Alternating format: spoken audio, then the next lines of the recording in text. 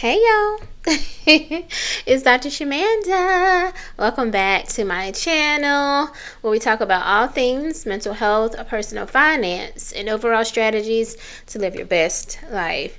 Happy Sunday, guys. It is February 15th, which means it is day 15 of this 28-day money education challenge that I'm on for February. If you're new here, new to my channel, I am a licensed mental health and addictions therapist here in North Carolina, and I specialize with helping high-achieving women manage or heal their relationship with money. We also talk about personal finance, you know what I mean? Because money stress, anxiety, and all that stuff is, it can be a lot, okay? Now, I am not a financial expert, financial advisor, anything like that. I am a mental health expert. That's what I do. I've been doing this for almost 20 years. And I love the intersection between money and mental health. It is like my jam, as they say. Like, I love it. And on this channel, y'all, it is like my own personal journey and diary. Seriously. Like, I'm very honest and open, transparent, vulnerable about my own journey. And it allows me to be honest, but also teach, right? I'm teaching as I learn. I'm teaching from like literally studying these things for so long. My whole bookshelf is filled with like personal finance video books, y'all. Like, it's not even funny. And yeah, I just love this. So what is today's topic? Today we are talking or asking the question, should you invest with unstable income? And ironically, I did not plan this, y'all. Like, I didn't know it was gonna be today. I just have a whole content list of videos to do. But it's funny because tomorrow, officially I'm in my last 2 weeks of my W-2 job. And as I like to say, the last 2 weeks in corporate America or as a W-2 worker.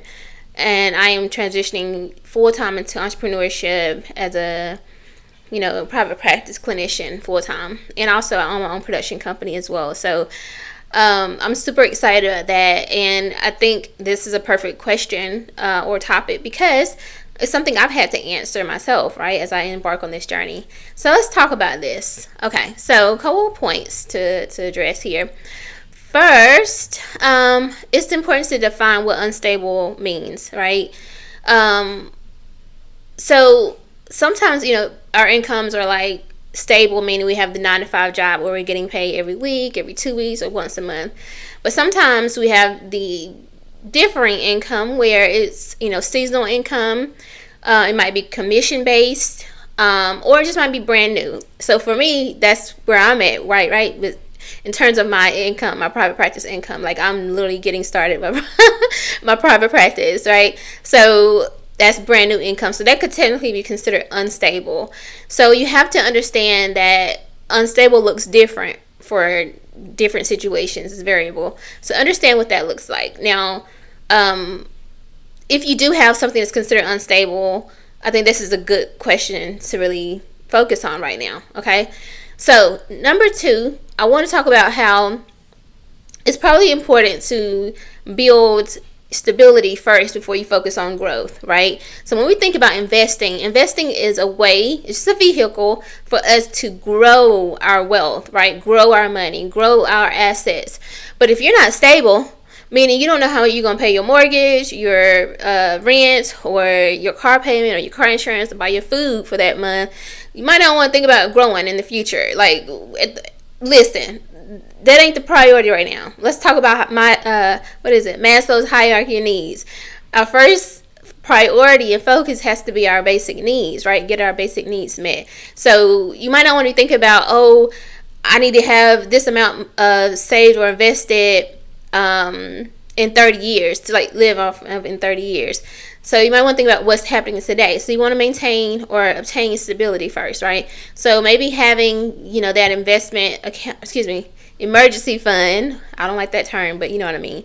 Have that money set aside because investing is long term and paying our bills is short term and like urgent right now. So focus on that maybe. That's probably what you need to focus on first. That's what I'm at. That's what I'm focused on as someone who has technically unstable income. Number 3 is that we need to make sure that our nervous system can handle what's happening. Y'all know, again, I'm a licensed therapist, so I'm going to talk about the emotional side of everything here.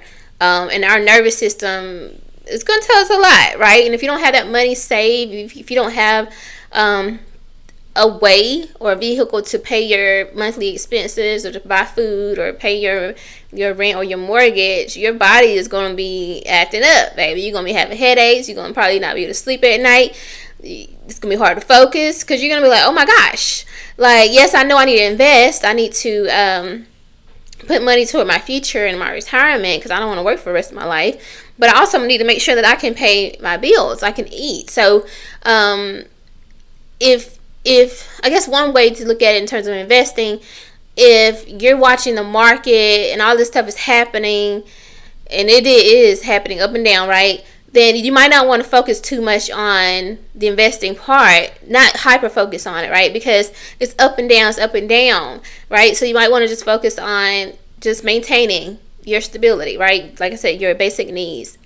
And also so that you're not being reactive, right? Like, because it could be that I'm not going to invest because the market is down, or I am going to invest because the market is up right now, or vice versa. So you just kind of want to make sure that you're not allowing your nervous system, aka anxiety and stress, to determine what you do. All right. I would say the fourth thing I wanted to say was you want to separate strategy from ego, right? Sometimes we want to invest so that we can feel like we're getting ahead, or we're growing, or we're being mature, or we're being what's the word? Wise with our money, and also so that we won't look bad in front of our peers, right? Like I told you, I'm very transparent and vulnerable with you guys. I know there's some people here on this channel right now who'll be like, "Girl, you crazy." Because why are you not focusing on investing? Why are you quitting your job when you need to be focusing on investing while you're still in your 30s and getting the money and hitting those milestones so you can live free in your 60 when you're 68? What you doing? And if I cared about how people felt, I wouldn't even share this with y'all. I wouldn't even tell y'all I'm doing this. I'd be like, yeah, I'm going to work next week. Sure. You know what I mean? Like, I would not even tell you because I'd be too focused on my ego or trying to prove something. But I think at the end of the day, it's not about being performative, it's about being strategic, right? And so this brings me to my last point. There's a way that you can do both, right? Like if you have unstable income, obviously you want to maintain stability. You want to get to a point where your income is pretty stable. You know how much you're bringing in, you know what your expenses are, and that's stable. And then you also maybe want to just make sure that you kind of can carve out enough every month that you can put, even if it's just a little bit, to investments, right? Like that's my plan. Like is obviously make sure I have enough to cover my expenses every month and my basic expenses, basic needs, but also still put and contribute a little bit. Like even now, this last month or so of investing, which I didn't plan on it to happen this way, have been receiving a match from my company, and I was still contributing like almost like $100 per paycheck. So I was still putting something. Now that's not a lot compared to the $500 something per paycheck. I guess technically around 6 or 7 if you add the match that I was adding every paycheck before.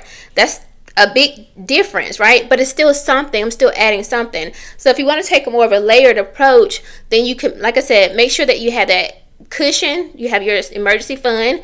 You have stable income, as much as stability as you can get, you know, depending on your situation. And then maybe focus on like automating a small amount every paycheck or every month or every time you get paid or something like that. And then as your income grows, you can just increase it, right? That's my plan. But not hyper fixating on it. It doesn't always have to be all or nothing. We don't have to do our finances like perfectly. There's no such thing as perfect, right? And we're not trying to compete or impress anybody. This is our own journey. That's why it's called personal finance. Okay, I think being transparent and understanding that everybody has their own situation in life when it comes to their money and just their lifestyle, and sometimes it's going to shift. So I hope this video helps, you know, anyone's journey. If you like this video, like, comment, subscribe, share, and I'll see you guys for day 16 of this 28-day money education challenge. Oh, go back and watch the last the last 14 videos. All right, see y'all guys tomorrow. Bye.